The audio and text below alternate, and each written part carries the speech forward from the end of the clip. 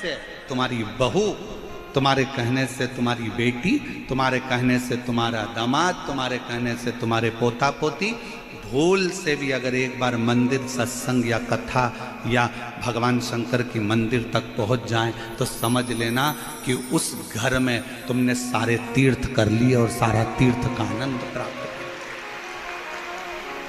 सब कुछ प्राप्त कर। मन चंगा तो कठोते में गंगा। अब मन ही चंगा नहीं है तो कठोते में गंगा। तुम हरिद्वार चले जाओ तो तुमको महाचैन नहीं मिलेगा।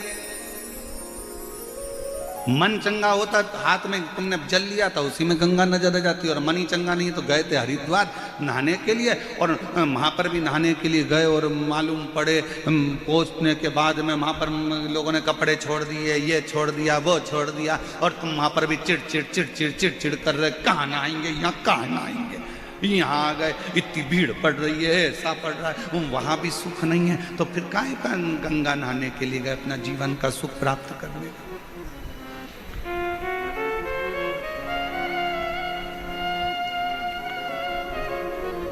लोग कहते हैं चंचूला पति कमाता था, पाप कर्म करता था, उसका अंश धर्म पत्नी खाती थी तो इसको भी पापी की गिनती में रखा जाए। बोलो रे भाई, तुम्हारा क्या कहना है? जयपुर वाले जो निर्णय देंगे कथा अमर में ही मोड़ देंगे। कर कर लाया, गलत भाव से लाया और पत्नी ने वो गलत चीजें पति की कमाई की खाई तो पत्नी पापन कहलाएगी कि नहीं कहलाएगी? जहां जयपुर वाले निर्णय देंगे अपन कथा को वहां मोड़ देंगे। आज पक्के विचार में ही है, कहलाएगी हैं? अब आधे बोल रहे हैं हाँ, आधे बोल रहे हैं ना। अब महाराज जी फंस गए बीच में। बताओ जल्दी से, कहलाएगी नहीं कहलाएगी? पत्नी उस पाप की हकदार नहीं होगी। क्यों नहीं होगी?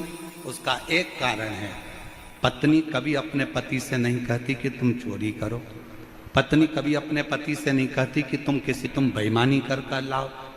पत्नी कभी, पूरे दुनिया की कोई पत्नी अपने पति से नहीं कहती। हाँ, कोई पर नारी के चक्कर में अगर पति पड़ा है तो वो पर नारी जरूर कहेगी तुम डाका डाल के लाओ चाहे चोरी करके लाओ, पर मुझे लाकर सोने के हार दो, मुझे लाकर मोबाइल दो, मुझे लाकर कुछ भी दो, तुम डाका डालो चाहे कुछ भी करो चाहे चोरी करो, पर मुझे लाकर दो।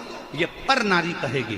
पर धर्म पत्नी अपने पति से कभी नहीं कहती कि तुम डाका डालो, गलत काम करो, गलत व्यसन करो, गलत विचार करो, गलत कार्य करो और मुझे लाकर दो। इसलिए शास्त्र कहता है, कबीरा बाबा का एक लाइन जिंदगी में उतार कर रखना, और मुझे विश्वास है मेरे जयपुर वालों ने वो लाइन अपने अंदर उतार कर रखी, इसलिए बिल्कुल सही निर्णय दिया कि गुरु की करनी गुरु भरेगा, चेला की करनी चेला और उड़ जाएगा हंस।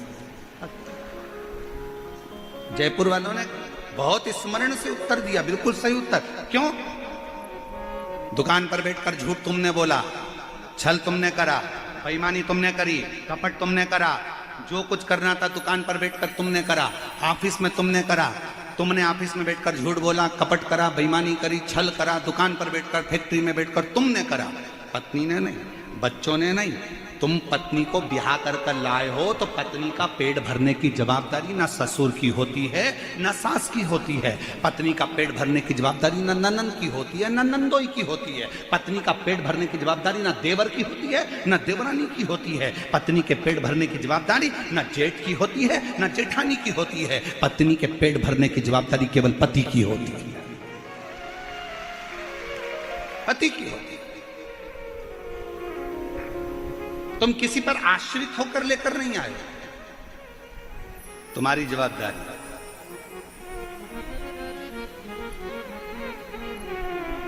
तुम्हारे बल पर में आई है, किसी दूसरे के बल पर में। तो पेट भरने की जवाबदारी किसकी है? पति। बच्चे हुए हैं तो उनका भरण पोषण करने की जवाबदारी किसकी है? जम के बोलो, पति की। अच्छी शिक्षा देने की जवाबदारी पति की होती है, अच्छे कॉलेज में पढ़ाने की जवाबदारी पति की होती है, अच्छे स्कूल में पढ़ाने की जवाबदारी बच्चों को पति की होती है। फिर माँ की क्या जवाबदारी होती है? तो शिव पुराण कहती है माँ की जवाबदारी होती है अपने बच्चों को संस्कार देना, गलत कार्य से दूर हटाना और अच्छी राह दिखाना। ये माँ की जवाबदारी है।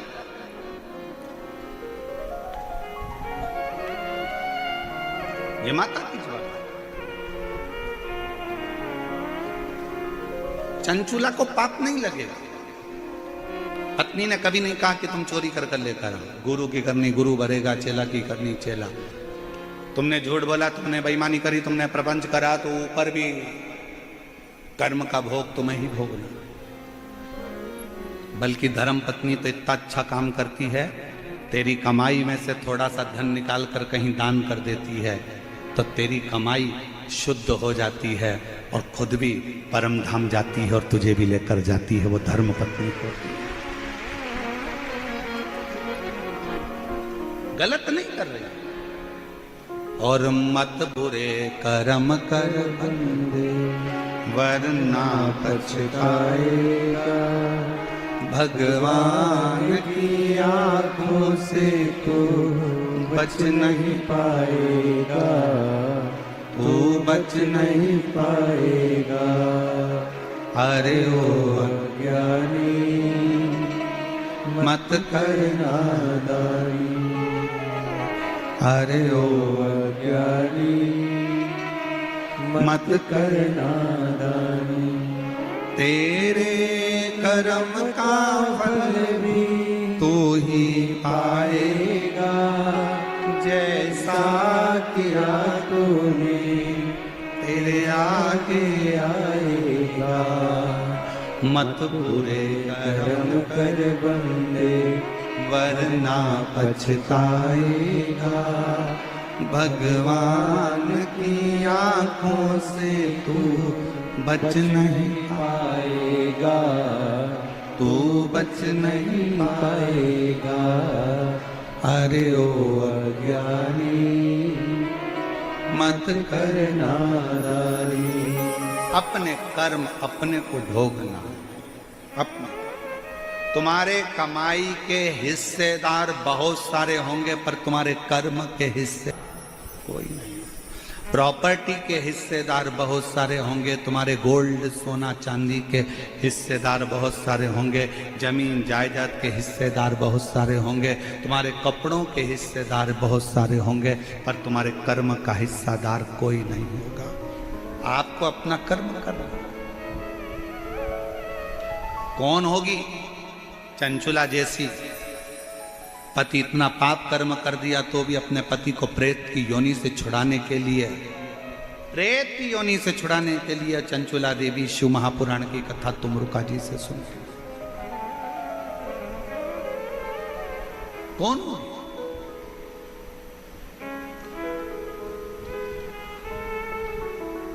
पति कहता है मेरी पत्नी मुझसे प्यार नहीं करती,